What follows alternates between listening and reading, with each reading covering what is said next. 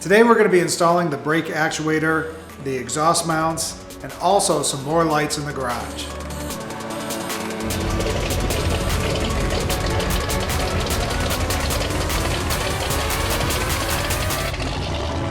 Hi everyone, and welcome to the channel about kit cars and other car topics. If you like what you see, please subscribe and hit the notification buttons below and share with others on social media. So now that everything is cured, our paints, our undercoatings and all that stuff, we're going to go ahead and start bolting some stuff onto the car, which includes the exhaust mounts and the brake actuator, and kind of permanently get that installed.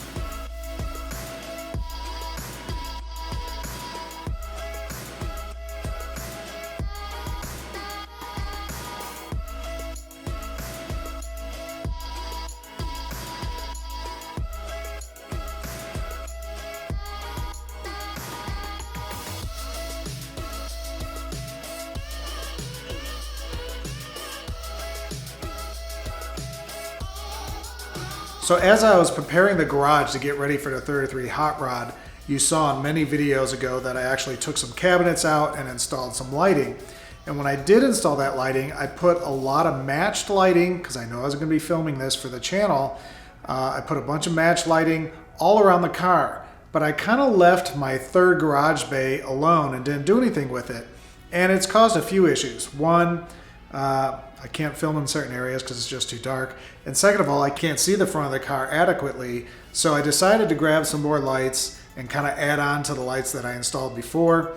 And in the description below and in the description below on the other video, the original one, there's actually a link for the lights. It's only like four 4-foot lights for like $100, pretty cheap stuff, but it works great. And the other thing that's nice about these lights is you don't have to custom wire anything. It's just regular plug-in outlet cords and they daisy chain, so you don't have to make all these outlets to put them into. So let's get to it.